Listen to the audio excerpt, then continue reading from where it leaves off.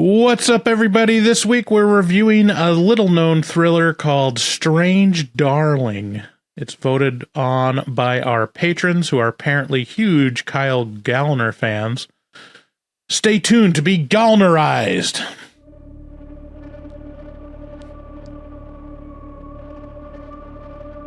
Stole my joke from earlier.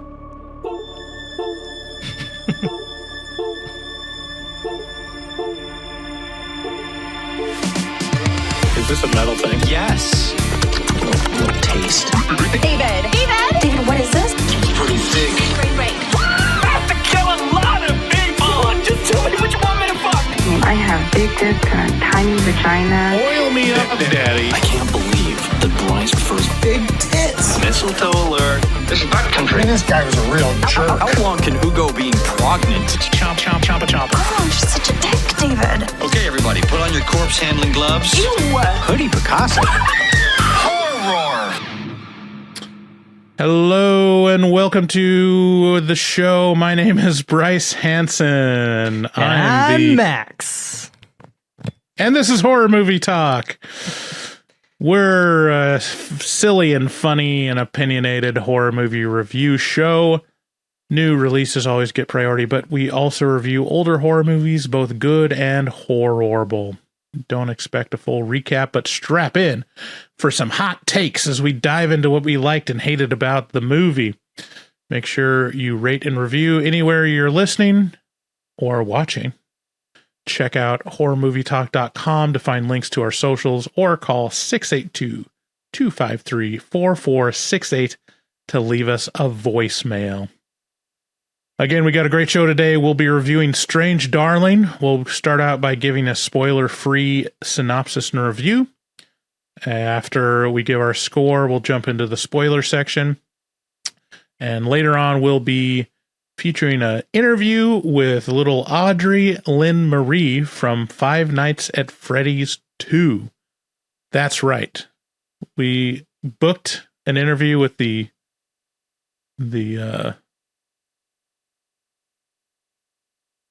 Marionette. That's it. So anyways, Strange Darling can be found on Paramount Plus and probably on Amazon Prime for rent, I'm assuming. I actually tried to rent it on YouTube, and it told me I needed to use Paramount Plus, so I think it might be the only place you can get it. Okay. I think technically it's Paramount Plus, but it's through their Showtime, if that matters. Right. So Strange Darling opens with title cards that explain the movie is about a nationwide serial killer's final murders told in 6 parts. From there, we jump into part 3 in media res. Is that the right word? With a chase scene with a frantic woman in a Pinto who's being chased by Kyle Gallner in a pickup truck with intent to kill.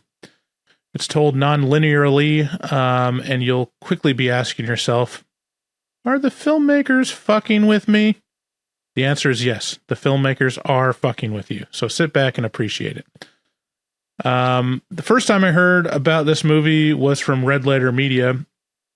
Randomly, they had this video kind of slobbing on Kyle Gallner's knob of just talking about this particular actor and that he was great, and he's in a bunch of cheap movies on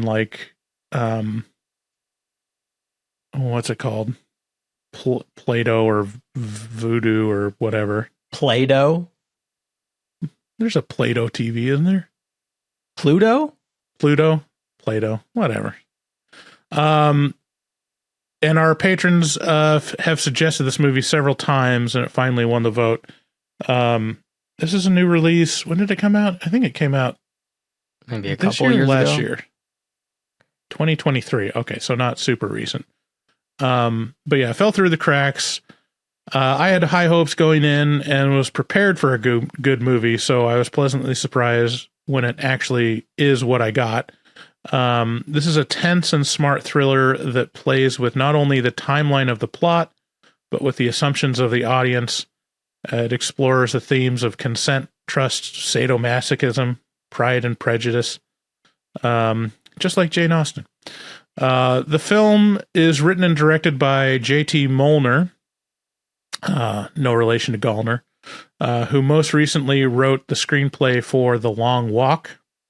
He's mostly done shorts. I think this is his second feature film. He does a great job here manipulating audience alliances and revealing just enough information to keep us on our toes.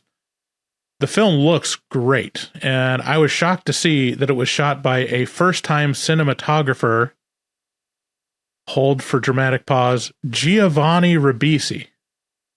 Yeah, it did look From really your good. reaction, I assume you don't know who Giovanni Ribisi is. Have you ever known me to just know who people are? Right, exactly.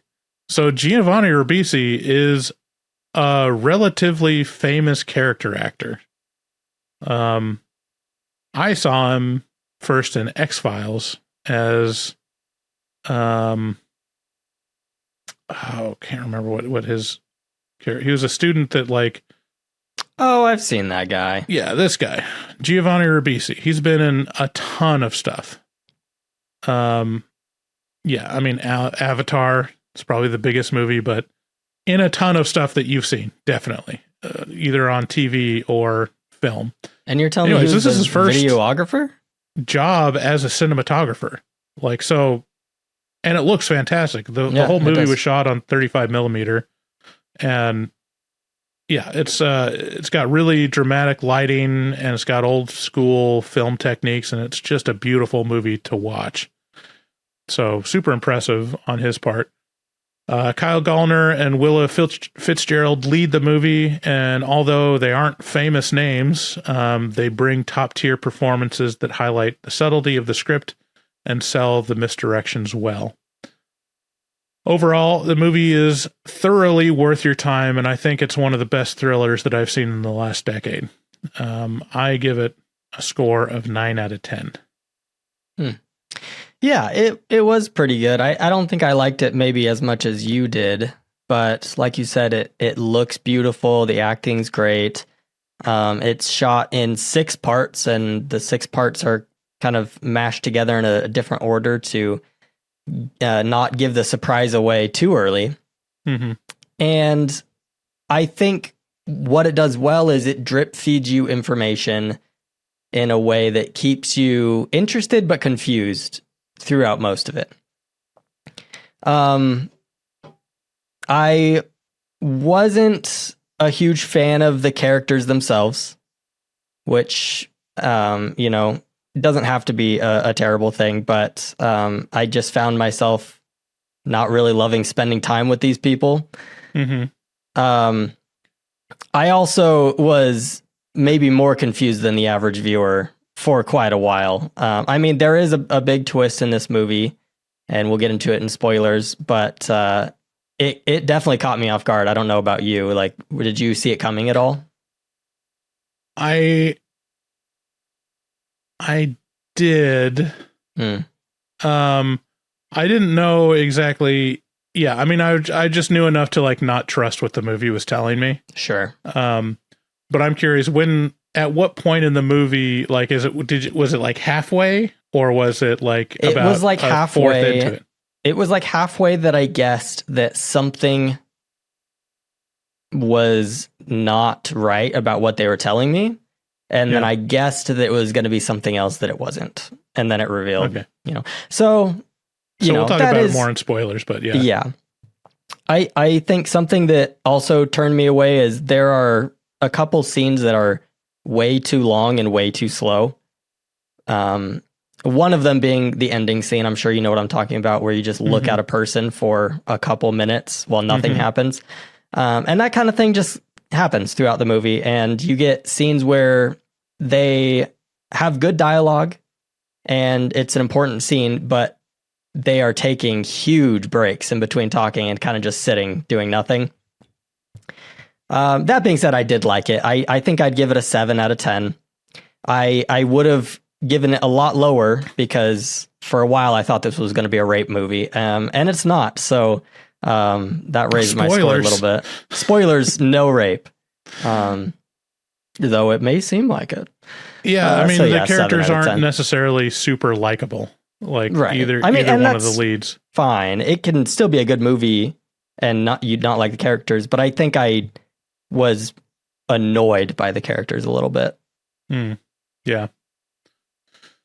Well, good scores, both. Yeah, I mean, the reason why I gave such a high score is like I really couldn't think anything I disliked about it. Like there wasn't anything that distracted me or was like, oh, I would have done it differently. Like it's a great looking movie. I think it's like, as far as like a thriller that keeps you on your toes, it's like perfectly crafted. I can see what you're saying, that there are some scenes that are a lot slower. So like pacing, there's some like scenes that are paced very quickly. I mean, it starts out super quick. It's just a chase, you know, just right in the middle of the action. And then there's some scenes where it's just you say two people that, but talking. it starts out with a slow motion chase over music that lasts about 5 minutes. So, oh, well, so we gotta, okay. I could see that. It's not a long movie either. I almost wonder if they like kind of stretched it out to padded the runtime a bit. Pad the runtime, because it's only, what is it? An hour and 35. 1 hour something like that. and 37 minutes. So, yeah. Okay. You know what else runs on forever? Ads like this one. That's right, kids. We're in our mid-roll. We're in the middle of it, where you get bombarded with commercials like this one. And if you're already annoyed with those commercials, you should know that you don't have to listen to them anymore. You can always go to our Patreon and shell out a couple ducats to get early access to episodes without ads. And also, you know, if you're not listening to this live, why aren't you? We also have a tier that lets you become an audience member of the show when we're live recording. So go check out our Patreon at patreon.com/horror movie talk. Also check out our shop with all our merch on horrormovietalk.com/shop. And then listen to this commercial. Now that you've been sucked of all your ear juice, check out our resident artist, Dustin Goebel. He's a professional artist who fucks hard. He also takes commissions for artwork from HMT fans. Reach out to him on Instagram at dgoebel00. That's at DGOEBEL00. And also check out his project for Rayan. That's FORRAEIN. Sounds right to me. Yeah. And it's a graphic novel that Dustin's publishing himself. It's like a sci-fi medieval adventure. It's really cool. I've read the first chapter. I should reach out to him. I wonder how far he is into the second chapter, but it's great. Go support him. It's got a Patreon as well, that you can get early access to chapters as he's making them. And then listen to this ad. All right, kids, that's enough. Let's move on to the rest of the episode. Call 682-253-4468 to leave us a voicemail. Thanks for listening. Let's get into spoilers.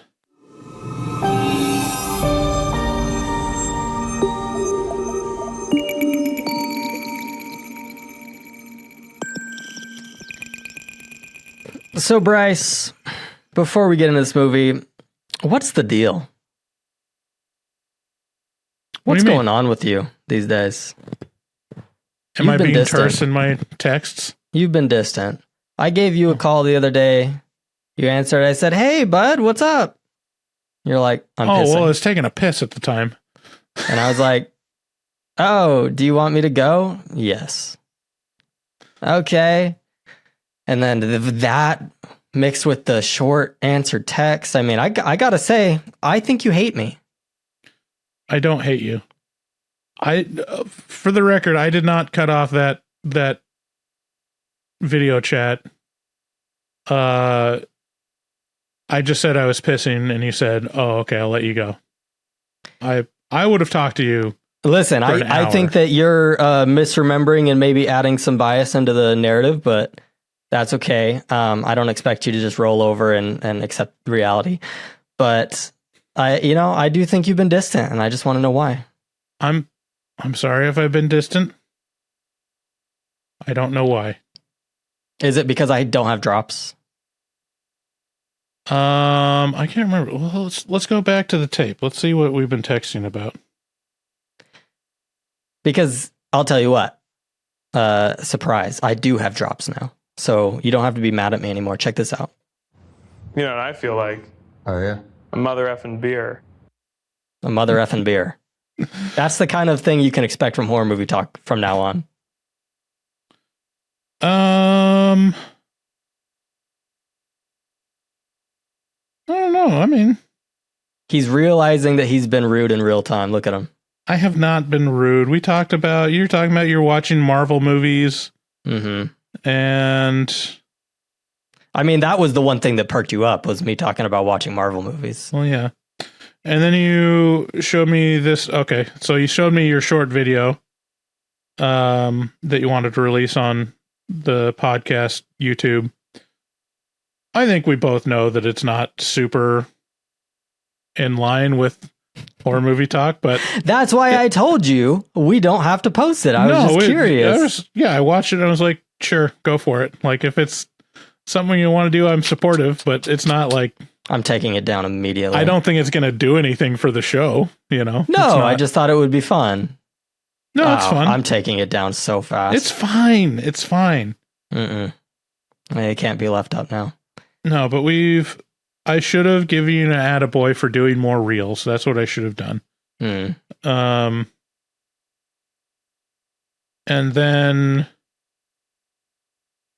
then when you started like talking about doing the drops and stuff, here's why I probably went radio silent a little bit. Because when people start talking about technology, all of a sudden it's like,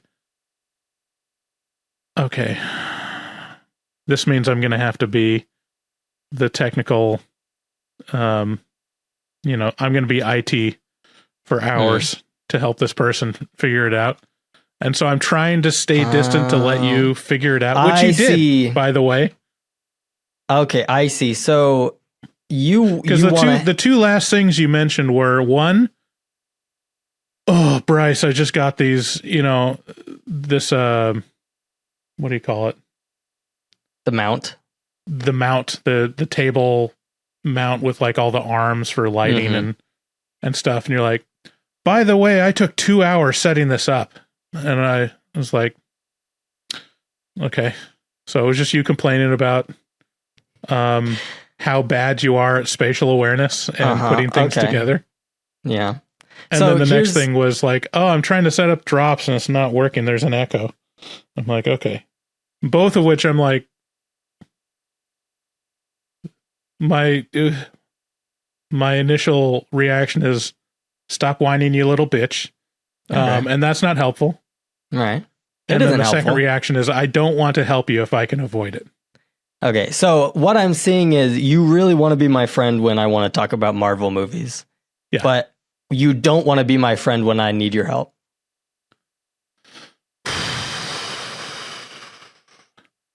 I want to encourage you to help yourself. You sound like the U.S. government. No, I want to wait until it's an actual issue that you can't overcome yourself, and then I'll hop in and help. Well, then you'll never help me because there's nothing I can't overcome with time. Exactly. No, I'm proud of my boy. He got the table mount set up. You looking great. Look at that lighting. I know, the lighting is smooth. And you got drops. 55 burgers, 55 fries, 55 tacos, 55 pies, 55 cokes, 100 tater tots, 100 pizzas, 100 tenders, 100 meatballs, 100 coffee. All right, that's enough of that one. So we'll be even more obnoxious with drops. I'm sorry. I'm not a good friend. No, it's okay. I would have called you to talk about it, but I wanted to air out our dirty laundry on air. Right. It's great to save it for the pod. All right, well, let's talk about this movie. So, yeah, this prologue, these title cards. It says between 2018 and 2020, the most prolific and unique American serial killer of the 21st century went on a calculated multi-state spree.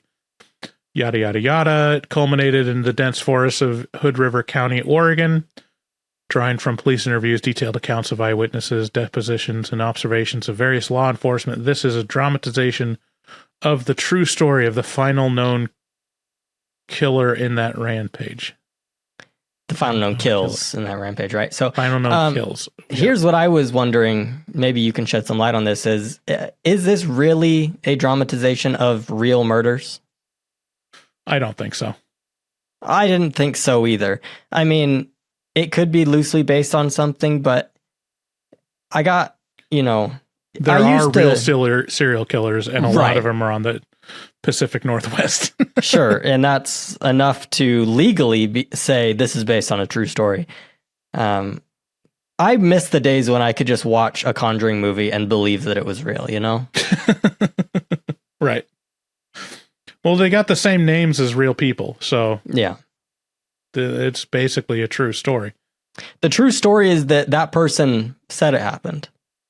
Yeah, this is a true story in the sense that, like, Fargo is based on a true story, Okay.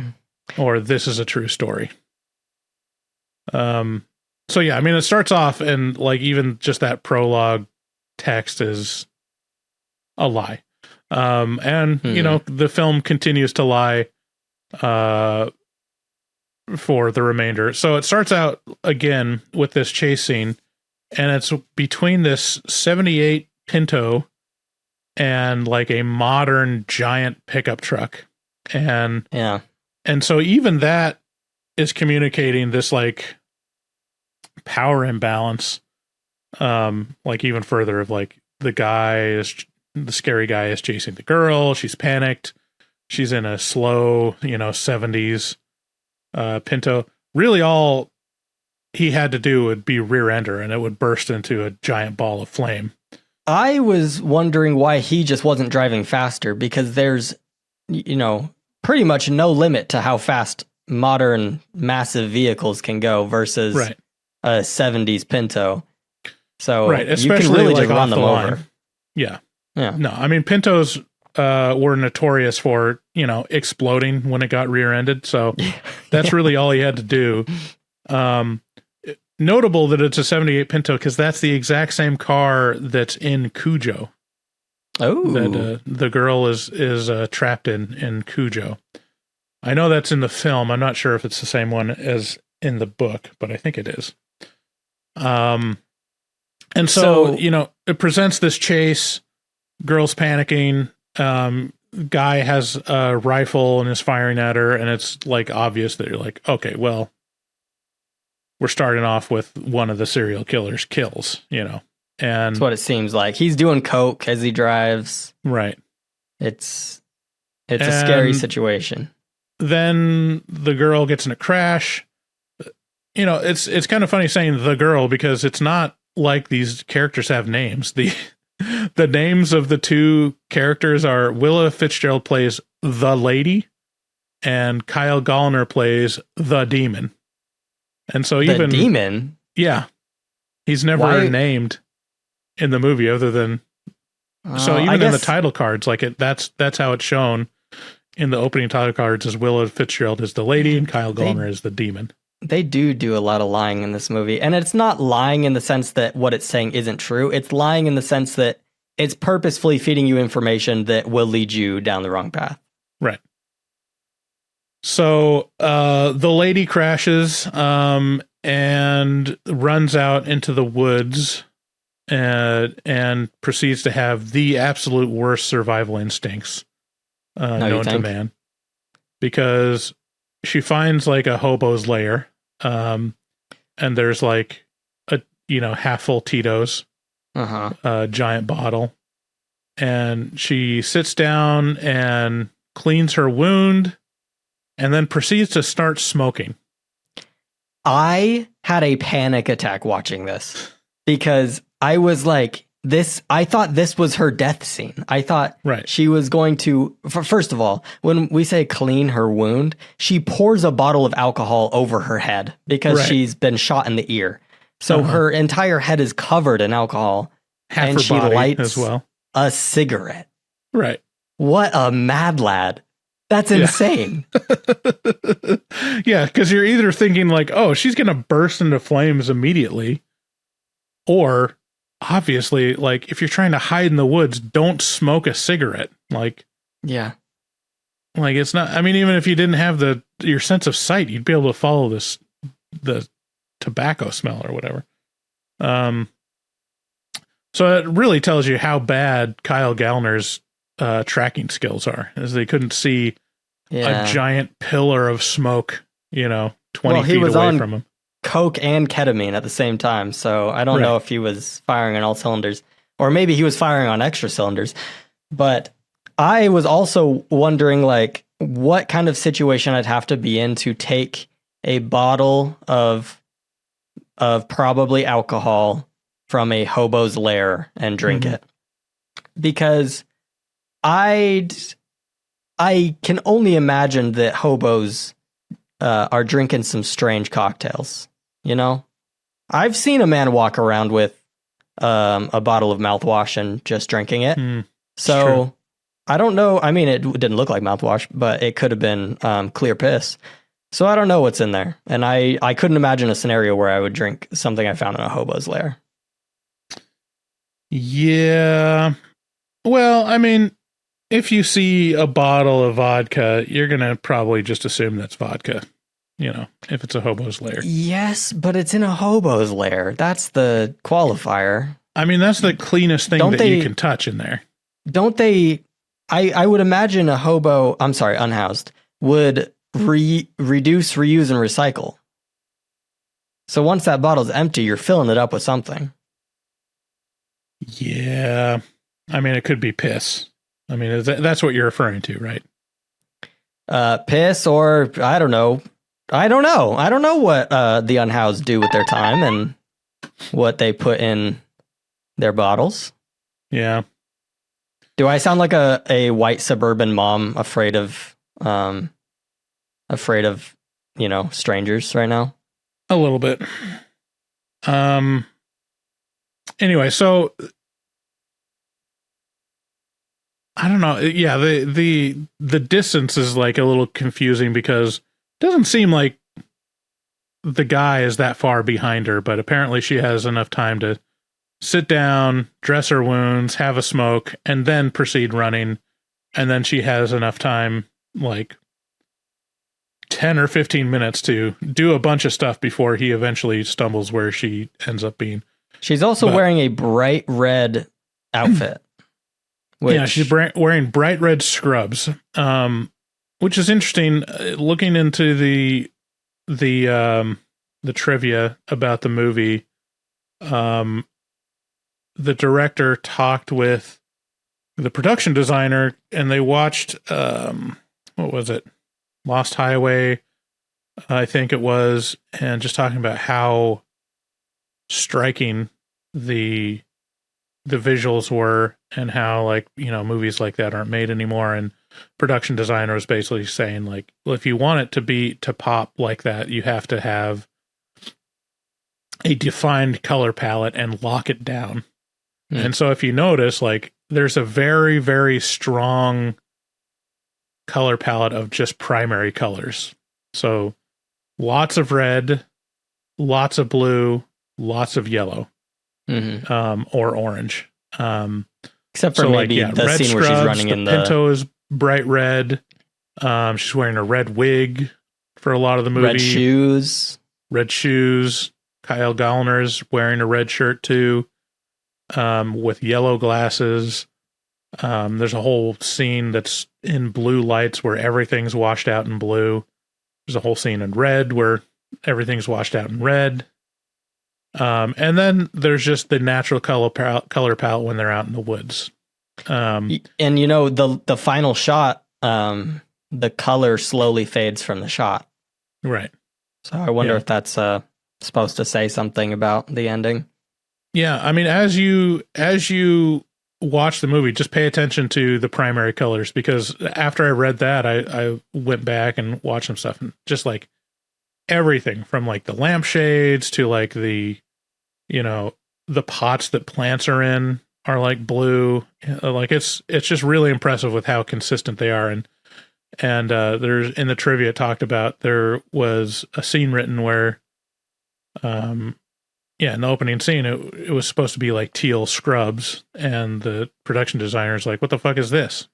Why are you?" And he's like, "Well, I thought it looked good." And it's like, see, this is what, you know, directors do. They don't stick to, you know, their guns. And He's so like, "What? It's blue." You change it to red scrubs instead of teal. And so it's like, It's and a greenish blue. It has impact. Like it's a good choice because it looks great. It does.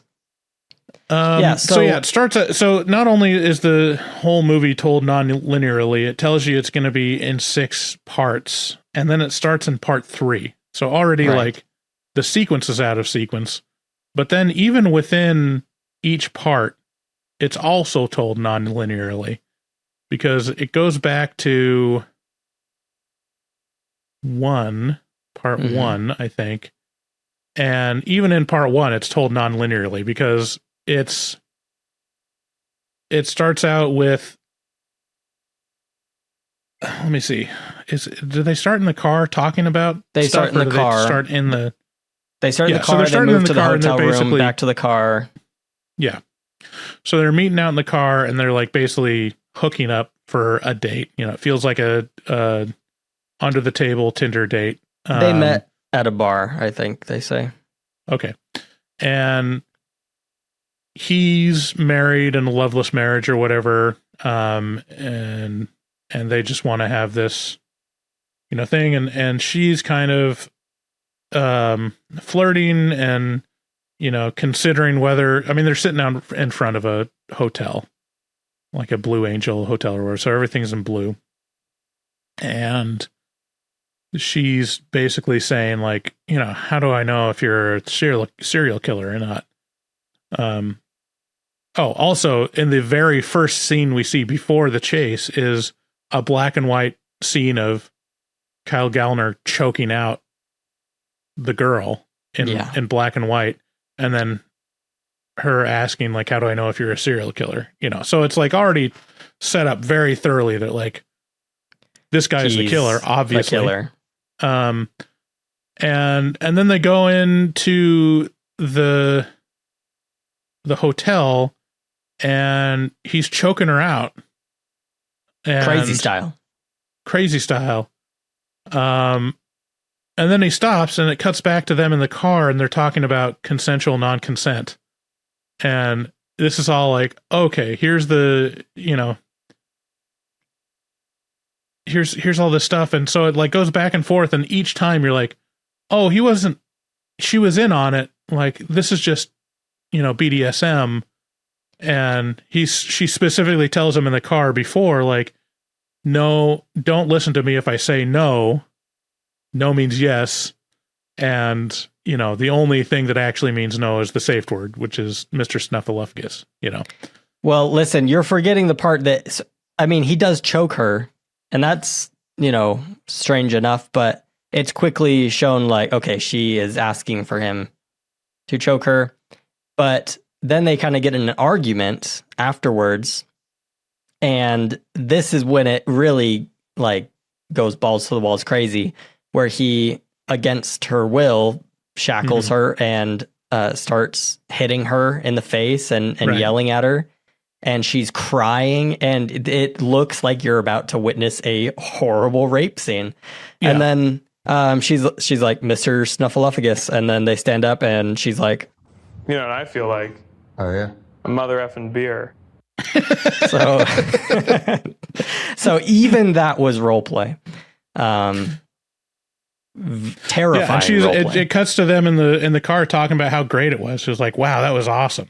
Like, I was really impressed. Like, you, and he was like, yeah, or no, they're still in the hotel room. And he's like, yeah, I didn't like the part where you were crying. He's like, well, no, it was great. It's like,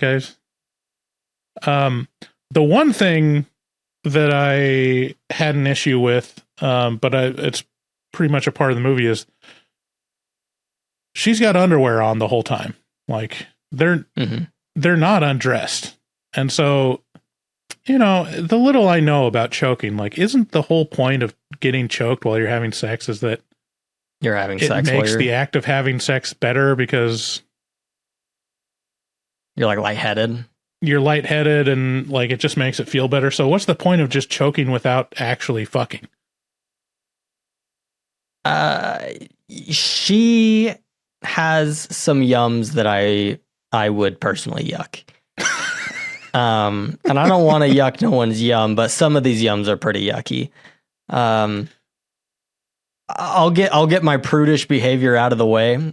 If your wife or your partner or whoever asks you to hit them in the face, don't. Just don't. You're just, I don't yuck anyone's yum, you know. If you like, you know, fucking inflatable balloons, more power to you. You know, if it makes you come, okay, do what you need to do. As long as it's consensual, you know. I would probably hesitate to do anything physical that would leave a mark. You know? Oh, because you don't want to get in trouble. Oh, okay. So you want to hit women, but you don't want to get in trouble.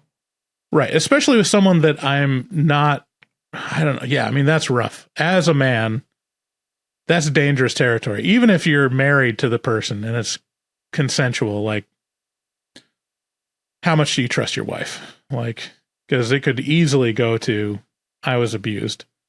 And I mean, I don't see a world where hitting someone is just pretend.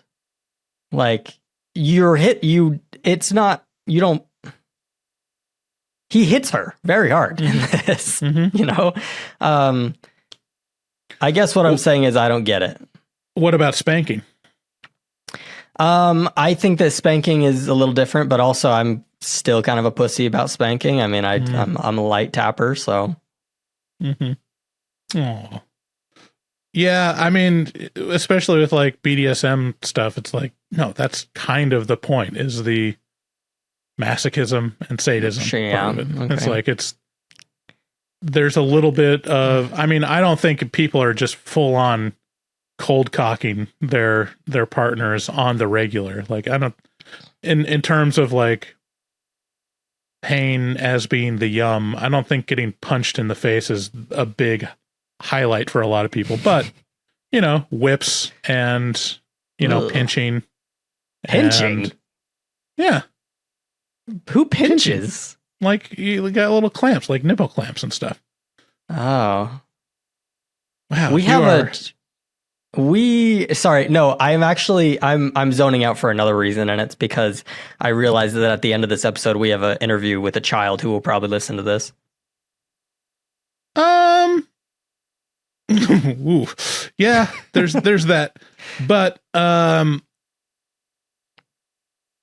wow, you got me second guessing myself. Yeah, I'm befuddled. No, we're going to talk about this movie. Listen, this movie, a large part of this movie is about BDSM, and this is just a fact. This is like a thing. Maybe we'll happens. Send them a little warning before we send them the link. I have zero experience personally with BDSM stuff. Like, this is not something that definitely not my wife would not be into it. And it's not something that I'm like, yeah, I want to, you know, this is important for me to come. It's like, well, right. I've never experienced it, so who knows? It turns out almost nothing is important for me to come. It happens with very, very little effort. Right. But yeah, I mean, there's a little bit of like, just question of, this guy is fully committed because he's still in his jeans this whole time, and she's in her underwear. He never takes off those jeans, dude. Are you going to get out of your clothes and start fucking? Like, I can imagine that a guy would get strung along and be like all on board for all of this stuff. Like, it's totally understandable, but the non-understandable part is just how cool Kyle Gallner is about not getting undressed and not seeing some tits yet. That's a little questionable. There were moments where I would have left for sure, even if you take out the BDSM stuff, like just her behavior and her attitude, I'd have been like, this is not worth it to me. You're really annoying, actually. Yeah. So yeah, there's a bunch of fake outs, and then let's see where does it cut it to? Jumps to part 4 next or 5. Yeah, and I think it's her arriving on the doorstep of the mountain people's home, as she's being chased, and she gets their help, and it's played by Ed Begley Jr. and Barbara Hershey. And dude, those guys are so funny. Yeah. They're doing their Scott Baio puzzle randomly. That is such an old person thing to do, to sit on opposite ends of the table, separate the pieces and be like, let's see who can finish their half of the puzzle first. Right. Yeah. And they also have like just the most abominable breakfast I've ever seen on camera. It started out good. Like they're doing eggs, they're doing pancakes, and then they cover it with so much syrup and whipped cream that I wanted to throw up. Was it whipped cream or okay? Yeah, it was. I thought it was gravy. Like it was like everything. So it was like there was probably gravy in there too, but it was like hash browns, bacon, eggs, like pancakes on top. I think they put like a bunch of like jam or jelly on it and stuff. There's just like a ton of stuff that just like all of it separate I could get on board with, like this is a grand slam from Denny's, but just put stacked on top of each other. And also Ed Begley Jr. and Barbara Hershey are super thin. So it's like, I couldn't see them eating more than 2 bites of this and maintaining that figure. So like, listen, I get the intrusive thoughts. You're sitting there at an IHOP. You've got your delicious pancakes covered in syrup, and then you've got your delicious bacon and your delicious eggs. And part of you's like, what if I just put a little syrup on my bacon? And you do it and you try it and you're like, decent. And then you move on with your life and you continue to eat them separately. I couldn't imagine eating my food mashed up like that. I mean, bacon with maple syrup is, it's like, it's a little secret that you don't want people to know, but everyone knows. Like, that is the way to eat bacon, So anyways, they're eating this abomination. Are you a ketchup on eggs guy? I feel like you're a ketchup on eggs guy. And my I don't know wife what is tells... a ketchup on eggs. She's strong ketchup on eggs.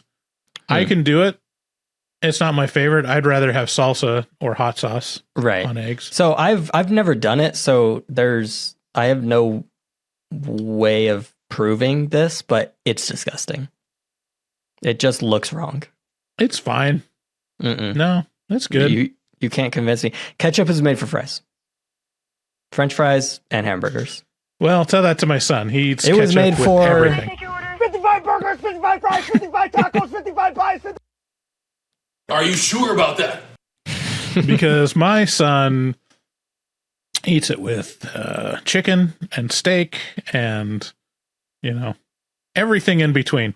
What was it? I think he like dipped his biscuit in ketchup once. I was like, okay, stop. You have to stop. But yeah, so as they're eating this abomination of a breakfast, the girl, the lady, shows up and she comes in and they're like, oh no, what's going on? Well, they're suspicious at first. They take out the bear spray, but she's innocent enough looking. They bring her in, and,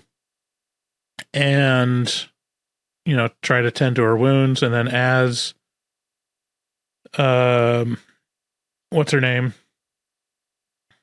The older lady, Barbara Hershey, Genevieve, is going upstairs to get some Percocets or whatever.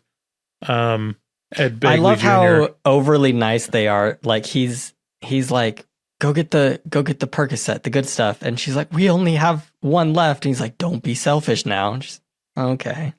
Yeah. And so, like, as he's alone with the lady downstairs, he says he's going to call the cops, and she begs him not to. And then do we see it at that point? No, we don't see it yet. No, we do. We see her. What we skipped over first we saw Kyle Gallner. We did. It's because we skipped over a part. We skipped over a part. Part where she's hiding. Yeah. Which is actually part 5. And then later we get part 4, which is what we've been talking about. Right. Okay. Yeah.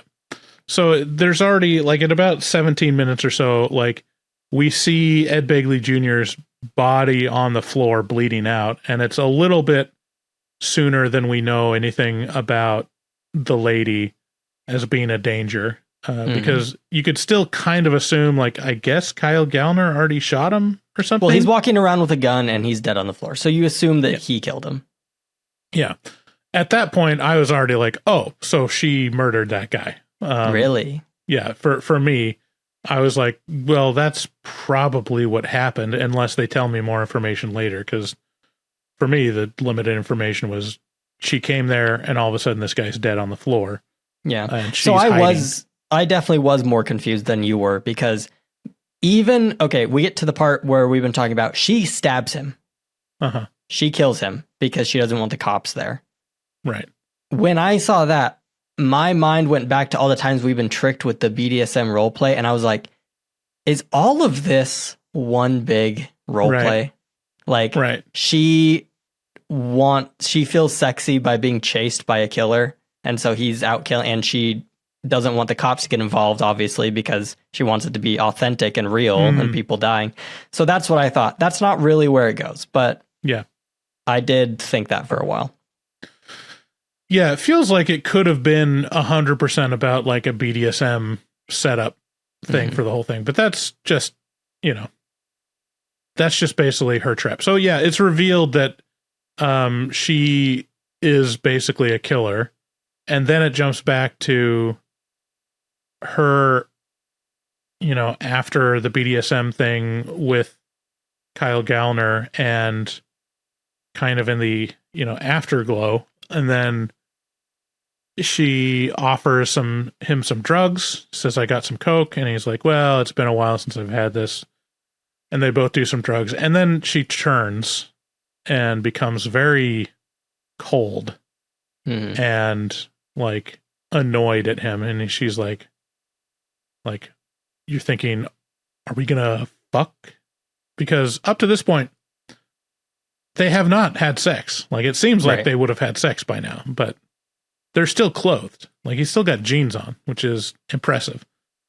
I take my jeans off the instant I get home, whether I'm having sex or not. Like, I do not want to be wearing jeans at any time that I don't need to be wearing jeans. Do you put on sweats, or you just walk around in your boxers? I put on sweats or shorts or basketball shorts or something. I got on some pajama pants right now.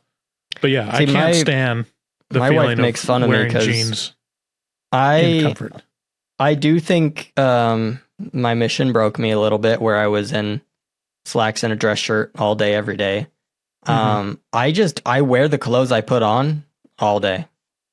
It doesn't matter if I went to church that day. I'm in my button up and tie till I go to bed. I don't know. That's just how I've always been. I can do that. Something about jeans though, like, they're just so heavy. Yeah. Like, and I wear giant jeans too. That's the other thing. Like, there's a certain effect. Well, I mean, I won't go into it, but yeah, the fact that he's wearing jeans this long is notable, and so it's obvious that they actually haven't had sex yet. And all of a sudden, she reveals that she didn't give him coke; she gave him ketamine, and he, like, is immobilized. And that's literally my biggest fear. Biggest fear ever. Is being immobilized with a dominatrix? No, is being, unbeknownst to me, drugged with a drug that I do not want to take. Especially ketamine, because I've heard horror stories of ketamine. I mean, some people have really good experiences with it. Isn't it a horse tranquilizer? I don't know what it does. All I know is that I've heard people talk about like K-holes where like you have so much of it that you like are immobilized, you like fall into your mind and you're like stuck there. You know what I mean? Ketamine is a powerful dissociative anesthetic legally approved for use in humans in veterinary medicine.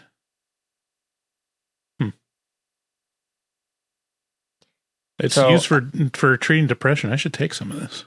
No, I think it actually helps people quite a bit. I think people have really good experiences with ketamine. I just think people also have really horrifying experiences with ketamine. And the difference is the setting and the dose and, you know, your mindset. But if someone were to tell me, by the way, you just took ketamine 30 minutes ago and you're probably going to feel really weird, I would hyperventilate and freak out and have a panic attack. Right. So she hops on top of him and starts cutting into him. And then it's revealed she hasn't killed him yet, but she carved the initials EL into his chest. And she is like just making a meal out of it. She's having a great time. And then right as she's about to stab him in the, you know, the throat, he shoots her with a gun. And she runs away. Well, it's revealed like 2 minutes before this that he is law enforcement. We didn't know that coming in, but she's looking through his wallet. She opens it up and there's a badge in there. So, oh, I didn't see that. Yeah, so she's in the bathroom. She's looking through his wallet. She opens up. She sees the police badge, and she's like, "Uh-oh!" So she immediately goes out and gets on top of him and is about to stab him. Probably because she's like, "This is getting messier than I wanted it to be." Yeah. And we saw a scene earlier where it showed that he has a gun strapped to his ankle. So it seems like he's come out of his ketamine trip a little bit enough to grab his gun and shoots her in the ear. Yeah. And then she runs away, and then he does a bunch of cocaine, like Popeye eating spinach, and he's just like, you know, his biceps grow with cocaine energy. He hulks out. He hulks out and starts chasing after her, and that's where, like, it's the chase between the truck and the Pinto. We see her like stealing the Pinto and killing these nurses or whatever. To get it. And so now all of a sudden you're like, okay, so the scales have shifted. They're like, oh, she's actually the murderer and he's just going to get revenge or to stop her as a police officer or whatever. I guess that makes more sense to why he's chasing after her, because he's a police officer. So I think his character is definitely interesting. He's very flawed. I mean, he's obviously in a ton of trouble regardless of what happens at this point. So I did go back and forth on like, does it make sense that he chases her or does it not?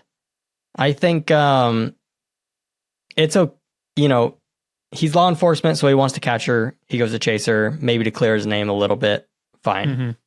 But also, he would have been in way less trouble probably if he just called and said, hey, I was just strapped to a bed and tortured for an hour. Yeah. Yeah, or called in backup a lot earlier, you know. Or just not. And not do a bunch of cocaine. Not do a bunch of cocaine. Well, I mean, it's debatable. But, so now it's revealed like what's actually going on. And she's the serial killer and he's a victim, and so that changes things. There's one film nerd thing that I wanted to mention. Did you notice, Max, the use of a split diopter? A split die what now? Of course you didn't.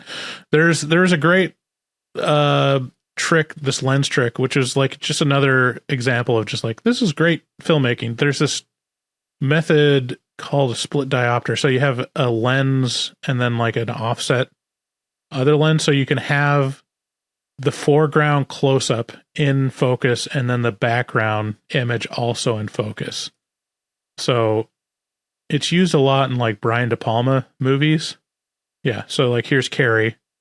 We've got this close up in focus and then in the distance here's Carrie also in focus. And it's because there's two focuses, and you usually hide the line because there's going to be a blurry line. But yeah, it's just they use that technique in this movie. I was like, haha, I know that thing. You're a smart little boy, dude. All right. But I mean, it's impressive because it's just Giovanni Ribisi's like first movie as a cinematographer. It's like, good on you, Giovanni. This is wild. Before we get to the ending, I just want to talk about this avoided disaster that Miramax attempted to take the film away from J.T. Molnar twice during production. And this is from the Wikipedia trivia, and eventually hired a new editor to recut the film without his knowledge. This cut of the film was under 70 minutes long and edited in chronological order. So ruins the movie. Which would be insane. Like, why would you possibly do that? Eventually, Molnar utilized a clause in his contract that stipulated there must be a test screening of the director's cut. According to the cinematographer Giovanni Ribisi, the filmmakers were resigned to the fact that their preferred version of the film was dead until midway. So this is how this works. Usually, yeah, the studio will be like, okay, let's do a test screening. And then they stack the test screening with the dumbest people in the universe. So they're like, obviously, like, you know, these people won't understand what's going on. And then they just like, they basically sabotage test screening, even though it's like better a lot of the time that the directors get. So they're assuming that it's dead. Until midway through this test screening, an audience member shouted, "This bitch is crazy!" And the enthusiastic response of the rest of the crowd led Miramax to change course. So, had it not been for that one black man, this movie would be told in chronological order. Wow. A hero, really. He's a hero. He's the hero of the production. Anyways, yeah, it's crazy that they would have even considered telling it in chronological order, because that takes the whole point away. The cutting it down to 70 minutes, I guess you could make a case for that. Just not taking as much time with dwelling on some moments, but yeah, whatever. So anyways, we jump back to Kyle Gallner, his founder in the icebox and a shotter, and then is calling his police buddy to come help him. And then it's revealed that she's still alive. She stands up and then attacks him with the bear spray and bites him on the throat like a fucking vampire. Yeah. And he bleeds out. And she stages it, which is all she has to do, which is pull down her pants to make it look like a rape has happened. And that's obviously what the woman cop latched onto, is like, it's obvious what happened. Look, her pants are down. And the veteran cop is like, shouldn't we like clear the scene and make sure we know what's going on before we like move on? And like the woman cop kind of browbeats him into, you know, taking her to the hospital, and they load her into the car. This is all believable up to the point where they don't search her. This is the part where it's like, lacks believability. Even if you are like, yeah, she's a victim, you would not put her in a cop car without searching her. So this actually brings up a point about, you know, being a cop that I'd never really thought about before, which is probably fairly often you walk up into a scene and have no idea what's going on. Right. And that can be bad for victims, because maybe victims, you don't know they're a victim right away, so they don't get help immediately. It can also be bad for cops or civilians who don't want to get shot by a person who's crazy and you don't know who is the aggressor here. You know what I mean? So it's definitely, I think it's, most movies would come in and have, you know, a resolution with the cops being there. But Yeah. I like that it shows that, like, yeah, even they don't know what's going on, and they make a huge mistake by assuming that she's the victim. Yeah. And then she kills the cops and then gets killed by someone else that picks her up. Just to cut it short. But and it's revealed that she is the serial killer. She goes by Electric Lady. Did you notice what her one rule is? No, what was her one rule? She doesn't kill women. But she did Because- kill women. Okay, so this is what she says. She's in the car with the police and she's pointing a gun at them. And she tells the woman cop to get out. And she resists for a minute and she says, "Don't make me break my rule. I'm desperate." Or something along those lines. And so she gets out. And then she hesitates when she has an opportunity to shoot the other lady at the end. So I think that she specifically at least when things are going right for her, kills men only. Yeah, but she also killed the lady. She shot the lady in the head that was from the farm that she ran from. No, she didn't. Oh, she Yeah, did at the she end. did. But okay, yes, no, you're right. She does kill women, but I think because she tries to lock up the wife in the beginning, she lets the lady cop go. You know what I'm saying? Like, I feel like there's something there's there. there's a little bit of like, oh, I would rather not. Well, what is actually revealed is that she is insane because who she's actually killing or who she thinks she's killing is demons. That she sees like the devil or someone, coming through a person. And so there's a couple times where she sees there's like a, one frame cut to like a demon or something while she's looking at Kyle Gallner's character or it's like alluded to that she sees a demon when she's looking at the cop in the mirror. And so she sees these demons and she's out to kill them. And so probably her rule is like, unless I don't want to kill you if you're not a demon, but I will to save myself and whatever. So it's like, it's very flimsy rules. And at the end, it's alluded to that she sees herself in the mirror and she's a demon. So, anyways, it's good. Yeah, Good movie. it's good. So yeah, go watch it, especially if you have Paramount Plus. Check it out. Let's get into our interview and welcome Audrey. Okay, everybody.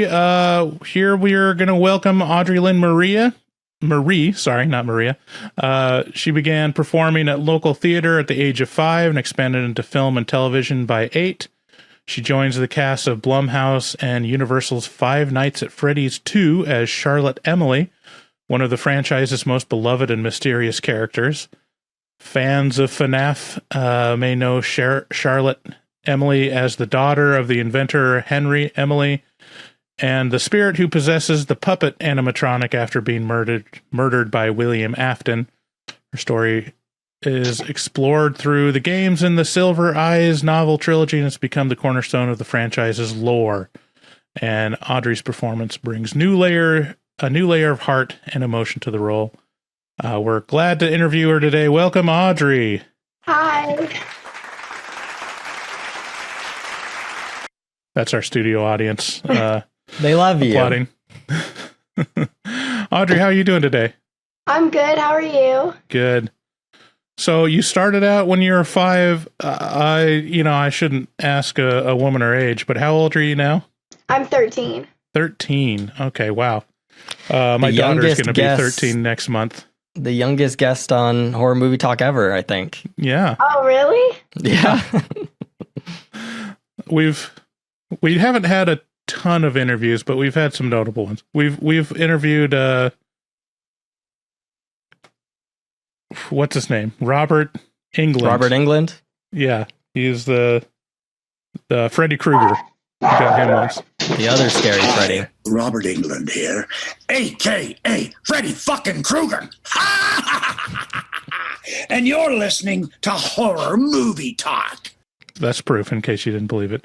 Sorry for the swears. No, it's okay. Is that your dog in the background? Yeah, sorry about that. No, no worries. It's great. Okay, so Audrey, what's your favorite horror movie to start off with? Well, I'd have to say Five Nights at Freddy's or Scream. Yeah. Okay. So so Scream, the new one, the remake, or the original? I have not watched the new one. I've only watched the first and second one. I would have to say the first one. Nice. Yeah, it's a great one. It's probably the best slasher of all time. Yeah. So you're a fan of Five Nights at Freddy's, the movie. How crazy is that, being a fan of that movie and then being cast in Five Nights at Freddy's 2? It was like absolutely crazy. I actually didn't really know anything about Five Nights at Freddy's before I booked this, but then right after I got the audition, I started researching about it, and I found out that it's actually like a really cool franchise and really cool lore and everything, so I actually did become a big fan of it, and that was just so crazy to be able to be part of such a big franchise. So. Yeah. I mean, you're right at the age of, like, a lot of fans of the franchise or of the games are around your age. I know my daughter, again, she's turning 13 next month. She's a big fan. She's never played it, but she's watched probably every YouTube video about the lore of FNAF. I have played some of them. I've played the first one, a little bit of the second one, and then a little bit of the fourth one because my friend just decided to make us play it and get like so scared because the fourth one is like really creepy. Mm-hmm. But I really do like the first game. Speaking of being scared, when I was a kid, I imagined what it would be like to be in a horror movie, and that sounds like my nightmare. So how was it acting in a horror movie? It was honestly so much fun. The set wasn't scary at all. It was actually like, it wasn't creepy at all like the movie would be. It was a lot of fun, honestly. Like, everybody there was so sweet and funny, and it was just great. So yeah, when I was a kid, we made a homemade horror movie, and I was scared to be in my own house while we were making that. So I gotta say, so you're featured in the opening sequence. Why wouldn't any of those parents help you? I think they were just kind of caught up in their own, what they wanted to do, and they probably just thought this random kid is just trying to get attention, like she's so weird. So I think that's probably why. But then right after she dies, she's like, or while she's dying, she's like, these parents wouldn't believe me, and that's why she was kind of so mad throughout the whole movie because no one would believe her and help her. Yeah, I mean, it's a crazy sequence that, yeah, first of all the parents were jerks to the character. And then even when she stumbles onto stage being stabbed in the back several times, just no reaction. Just it's just a wild, that must have been weird to experience on set. Yeah, definitely. Was there anything about acting in a horror movie that surprised you? I definitely have to say, like, the really cool stunts that I got to do, because there were, like, especially when, on that part where, the marionette's holding me, I got to do wires, and that was, like, really surprising and fun, because, like, they only did a few parts with, my actual stunt double, so I got to do a lot of it, and it was, like, really cool and really awesome. And then also, just everybody being so nice was just great. So. Was your stunt double like a 56-year-old male Ukrainian or something? No.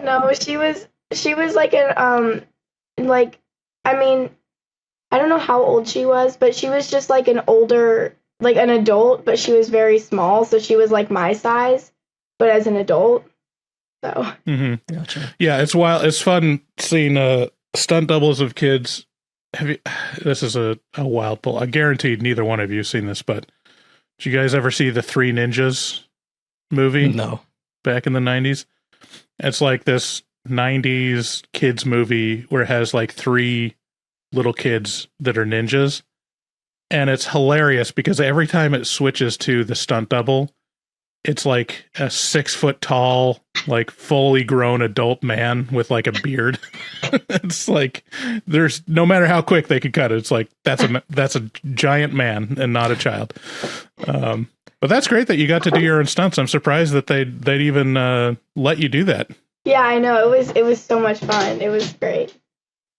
So I don't know how much you're allowed to talk about this, but having seen Five Nights at Freddy's 2, it does end on a cliffhanger. Makes me think that there's going to be a third movie. Has there been talk about you coming back in that role? I know I can't really say anything about that. That's okay. So, I don't really want to risk anything. So. Okay. So well, my absolutely headcanon is that you're coming back. I hope so. Honestly, I hope so. Yeah. Well, that's great. So what do you think so it sounded like you have friends that like the game series. What do you think makes Five Nights at Freddy's so popular with kids your age? I think I love that it's like a horror game, but it's not like very gory, and it's not like it's scary, but it's like I wouldn't say family friendly scary because it's definitely not that, but it's like it's for how do I describe it? It's like it's fun for like kids too, because like I have fun with it, and my friends actually didn't like I think all my friends kind of hate scary stuff, except for when I told them I was in this movie, and then they're like, "Oh my gosh, I love Five Nights at Freddy's. I want to play all the games and everything." And they were all so supportive of me, so that was really sweet. But I think that definitely Scott made it to be kind of like an all ages like scary game. Yeah, definitely. So did you take your friends to the premiere, or have they seen it with you?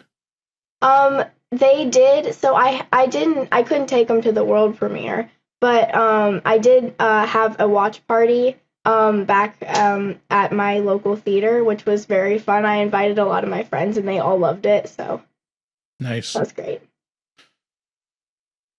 Cool.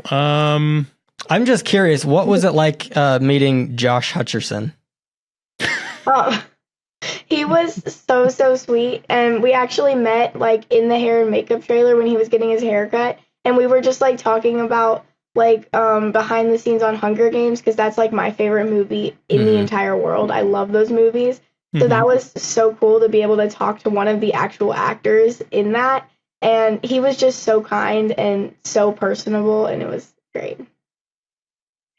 Yeah, my wife's a big fan of the Hunger Games movies as well. Actually, the night I watched Five Nights at Freddy's 2, I came home and then watched Hunger Games with my wife. So oh yeah, we're big fans. Yeah, me too. Do you have a favorite Five Nights at Freddy's animatronic? I do. I would have to say Puppet or Bonnie.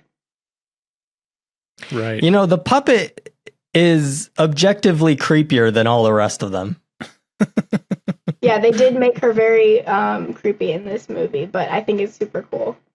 Yeah. But I also really like Bonnie. Like, I love his guitar. I don't know. I did a cosplay of him before, and I made his guitar, and I thought that, like, it was just so much fun to make it, and I think his guitar is super cool. Nice. So, are there any projects coming up in the future that we can expect to see you in? Not right now. Sadly, it's just the industry's just now picking up again with auditions and stuff, but it was pretty slow over the summer. So, not anything right now. But I do have a few things that like aren't movies. That would be definitely doing cons. I'm already gonna go to one in Charleston, South Carolina, which I'm really, really excited about. And then also, I started a podcast with my friend Luke Speakman called Real Kids, Real Talk.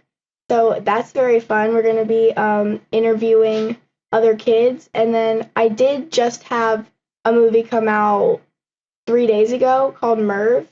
and it's just like a little rom-com, like funny. It's like about a couple who gets separated, and then their dog is like depressed that they're not back together. So it's like I'm just like a student in a few scenes, but it was a really great set to be on. So.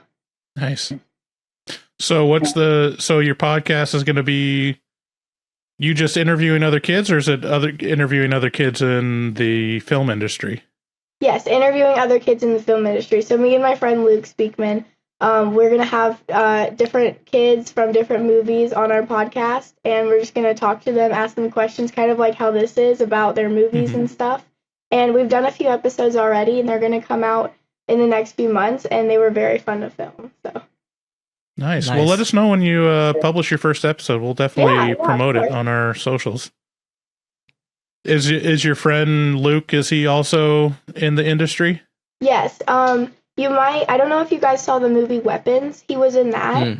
And he's been in a lot of other stuff, but Weapons is his like biggest known film right now. So yeah, I feel like I recognize that name. Is he?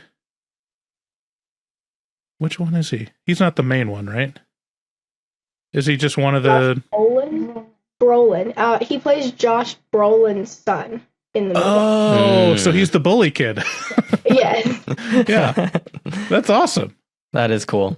Yeah, we'll definitely have to shout that out once you start publishing the episodes, and I definitely want to listen. So that's cool. Let me see. Did I have any other questions? So, I mean, do you, as far as your acting career, like, are you looking forward to be in all kinds of genres, or do you have an affinity for horror in particular? I mean, I would love to be in any kind of drama. I mean, not drama, genre. Oh my gosh. Yeah. But I would definitely love to do like some kind of sitcom in the future, or like some kind of comedy thing. But I do honestly love being in a horror movie, and I would love to do more horror movies in the future, definitely. Yeah. What's your favorite sitcom? Oh, I'd have to say Young Sheldon, Full House, The Middle. I love all of those. Nice. I actually haven't seen any of those. Really? You haven't seen Full House? I haven't seen. Well, I mean, I've seen like episodes here and there, I guess, but no, not really. It's like not seeing the Brady Bunch. I guess I haven't seen the Brady Bunch either. I've seen the Brady Bunch and I loved it. So when you film, is it usually in? You're out of Atlanta, right? Yes. Are you usually in productions in Atlanta, or do you come out to LA? The first time I actually went out to LA was for the world premiere of Five Nights at Freddy's 2, so I haven't filmed anything in LA yet. I do a lot of like stuff in Atlanta, but I mean sometimes I go to North Carolina, like I filmed Merv in North Carolina, and then New Orleans for Five Nights at Freddy's 2, so it's all kind of like in a little circle around here. So yeah, there's a big film industry in the South around Atlanta. Yes, definitely. Well, thank you so much for coming on the podcast and answering our questions.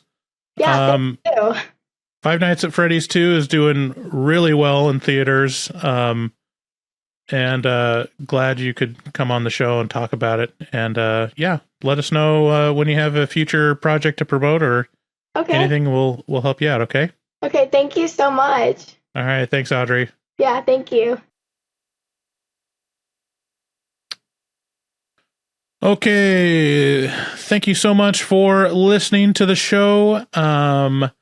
Please, again, share, like, subscribe on wherever you're listening or watching the podcast. It's the only way that we grow and continue making great content. Thank you to all our new patrons, which I'll pull up right now.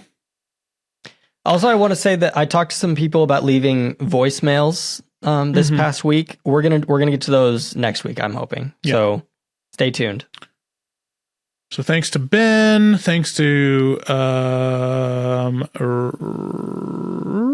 Mitch, James, Danny, and Reed. I think Plutarch upgraded. Taylor, Reed, Gigi. Thank you all for being our patrons. And we'll continue bringing you great our content. Patrons are the best because I posted on all our platforms yesterday, like, what was your favorite episode of this year? You know, what can we do better? And all the patrons.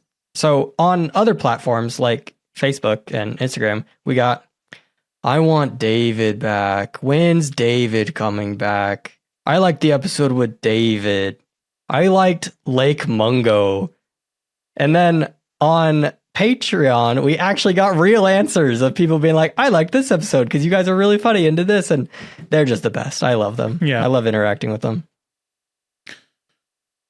Yeah, we're trying to do better at interacting with patrons and interacting with people on social media. Like have been very guilty of not being active on social media, but I'm trying to remedy that. So yeah, reach out if you want to talk. If you have a question, I will earnestly try to answer you. All right. Again, if you want to call that voicemail, 682-253-4468. Other than that, let's get the fuck out of here. Bye, everybody. Bye. And here we go. I hope you're hungry for nothing. Good day, sir. You lose. Is that a raincoat? Yes, it is. I just took a stroll through the scraggly woods. He had no face. Horror!